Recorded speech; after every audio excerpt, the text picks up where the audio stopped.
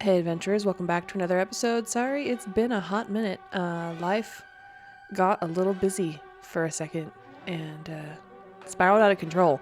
Lizard, lizard, lizard, lizard, lizard, lizard, lizard, lizard, lizard. Lizard. Anyway, we're back. Thanks for understanding about my family emergency, and we're continuing with the Wizarding World of Harry Potter at Epic Universe. Anyway, we're making lavender lemonade, starting with a lavender simple syrup. We're just going to bring some water and sugar to a boil, add our culinary grade lavender. We're going to simmer that for about 10 minutes, and then we're going to transfer it to a container to cool completely. Then we're going to strain it, add a little bit of purple food dye, and let that just sit while we work on the rest of our lemonade. I'm going to juice a ton of lemons. If you have any cuts on your hands, wear gloves. Learned that the hard way. That sucked royally. We're going to then make a lemon simple syrup. If you thought we were done with our syrups, you were wrong. We are going to bring water, sugar, and lemon zest to a boil. Look at that gorgeous yellow color though. It's insane. We're going to add this to a large pitcher. I have a Brita pitcher because I'm not that fancy, and we're going to add our water, some lemon juice, and then we're going to add a little bit of this lavender simple syrup at a time. It's very strong, so a little goes a long way. And then once you have it tasting how you like it, we're going to pour that in a highball glass over ice. Also, hey, if you're not subscribed, you should totally subscribe. Moving on to our quiche crust. Very simple ingredients and great to let out your rage. Anyway, so we're gonna add some ice cold water in there just until it all comes together. You really don't want to overwork this. We want this to be super flaky. Ideally, you still have some chunks of butter not fully incorporated, so those will melt down and create really, really nice, crispy, flaky layers. Once that's had a chance to chill, we're gonna transfer that to our quiche pan. We're going to par bake this in the oven so that the crust will be super crispy even after we add the filling for our quiche.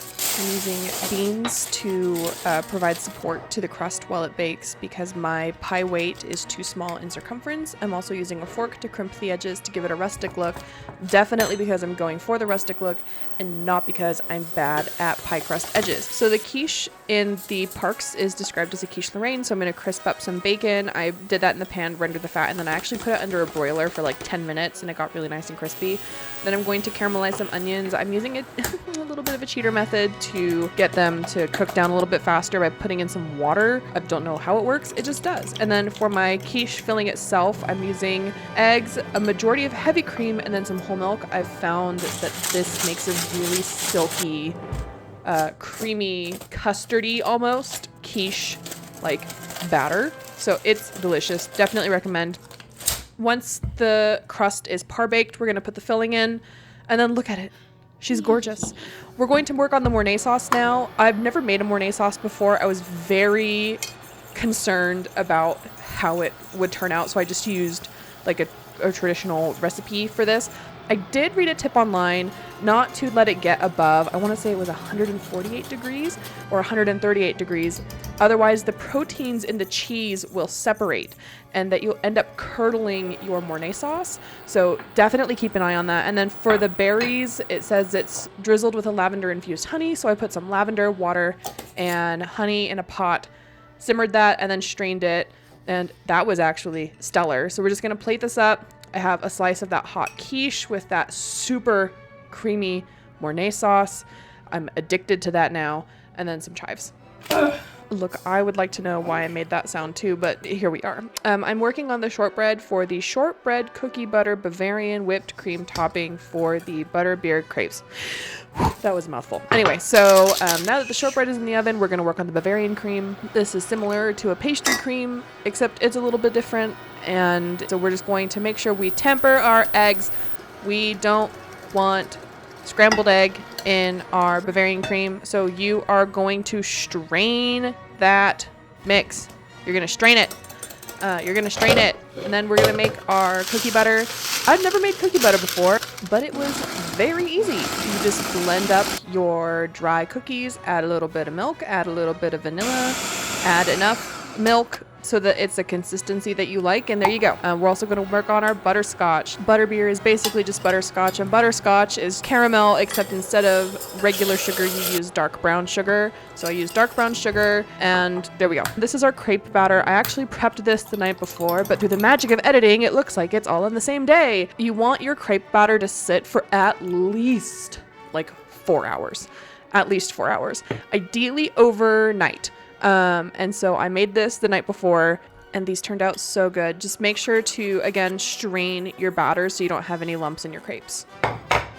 Why the sigh? So glad you asked. When I went to go press record on me folding the crepes, I realized that my tripod, the arm, had turned off my camera, and it never got me making the crepes or putting the Bavarian whipped cream together. So I'm so sorry, but you're just gonna have to trust me and follow the instructions. Look, there's also proof that I mess up, because look, there was Bavarian whipped cream on there and I didn't like how it piped, so I repiped it and fixed it. Oh my gosh, I'm just gonna go stick my head in a blender, I guess. Moving on to our chopped steak au poivre. Here I am crushing some peppercorns, and then I'm going to press just a really basic ground beef patty in there. I also added some shallot and thyme to the patty as well as in the sauce, so the flavors kind of connect together a bit. We're going to remove the patty. We're going to deglaze the pan. We're going to add shallot and thyme. We're going to add some beef stock, then our heavy cream, some Dijon mustard, and then it's basically the easiest pan sauce to ever exist. And then we're going to put that on top of our patty, a sprig of thyme for the vibes. And there you go. This chopped steak au poivre was delicious. It was absolutely delicious, and I will be making this again. Let's just say that this quiche changed my life for the better. I did not super get the hype behind French sauces before. I understand now the Mornay pairing with the quiche, so good. Also, the lavender honey on berries, I will be devouring from henceforth. I did see some notes from reviewers who left the park a little disappointed because they were underwhelmed by the amount of lavender flavor in this lemonade, and I think I solved that issue. Inject this straight into my veins. I just want an IV of this to get me through the remainder of the summer and into fall, because it is so hot here. There is something to the lavender syrup that when you drink this, it doesn't feel like it is as hot outside as it actually is. This might be the one that I insist that you make the most out of this entire video. And don't think I forgot all of you feral butterbeer fanatics out there. This one's for you. So I saw some reviews from the parks that said that this dish in particular was very, very sweet, to the point where it was kind of off-putting in some cases. And I understand that with theme park food, that can kind of be the case, that things are over sweet, that they use also like high fructose corn syrups and things. So I intentionally reduced the sweetness in the crepe itself, because I knew that the Bavarian cream topping was going to be a little on the sweet side, and then the butterscotch drizzle was also going to be on the sweet side. So overall, I think this was really tasty, scaled back a bit. I did try to amp up other complementary flavors in the crepe, like I put a ton of vanilla in there to kind of add some warmth. You just really need to make sure that you're tasting things as you go.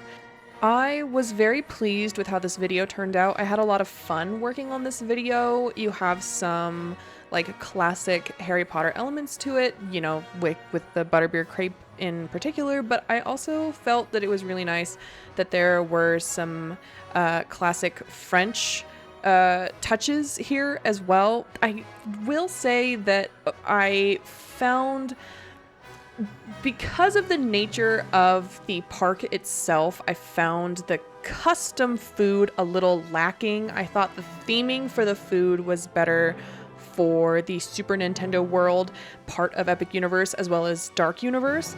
It didn't feel as immersive. It just kind of felt like theme park French. It doesn't feel as immersive, if that makes sense. But that brings us to the end of the episode. Thank you so much for watching. Next week, we're tackling Celestial Park. We're back on track. Sorry again that this video took so long to get out. But yeah. So adventurers, make sure you take care of yourselves. Do something nice for someone else. Recipe will be linked in a Google Doc in the comments below. Check the pinned comment, and I will see you next time. Bye-bye.